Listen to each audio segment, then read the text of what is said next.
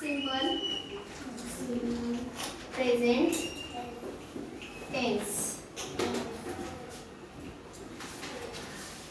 Subject plus V1 yes es plus object. What is formula?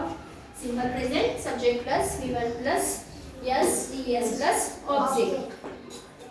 What is yes आणि yes verb yes आणि es कधी लागतो? कधी लागतो yes आणि yes जेव्हा सेंटेन्स मध्ये he she it किंवा सिंग्युलर कोणी असेल तर मग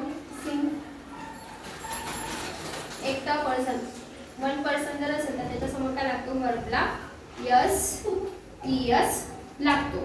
आता यस आणि यस या दोन पैकी एकच लावायचा तर यस कुठे लावायचं आणि इयस कुठे लावायचं यस कुठे लावायचं आणि इयस कुठे लावायचं. जर वाक्यामध्ये प्लेन इथे काय आलं लास्टला कॉन्सोनंट आला लास्टला काय आलं कॉन्सोनंट म्हणजे या वर्बला काय लागेल यस आणि जेव्हा गो आले गो म्हणजे लास्टला काय आले ऑलवेज ओ काय आहे ऑलवेज कोणते how many always A E I O and U this is always ना.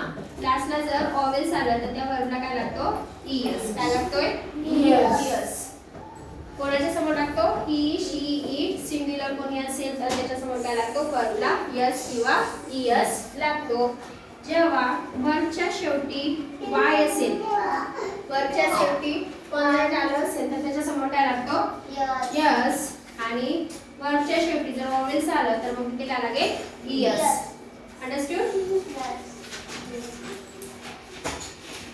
आय गो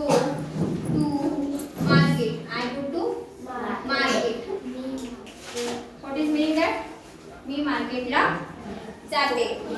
बॉयज असेल तर मी मार्केटला जातो. What is negative here I do. इथे काय आलंय गो आलंय गो म्हणजे इथे काय घ्यावं लागेल P1 आहे ना इथे काय घ्यावं लागेल do.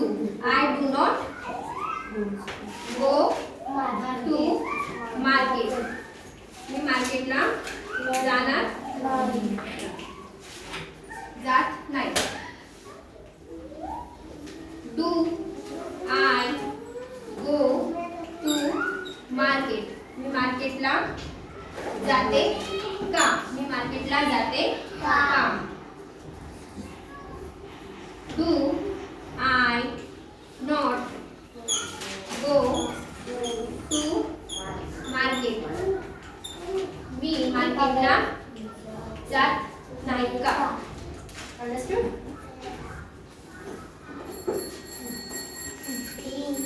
goes to Pune.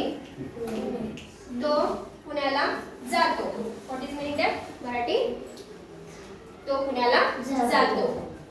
He here is इयस ना so take does not go to Pune. तो पुण्याला जात नाही. Does he go to Pune? तो पुण्याला जातो का? तो पुण्याला जातो का? And four, does he not go to Pune? तो पुण्याला जात नाही का? Understood?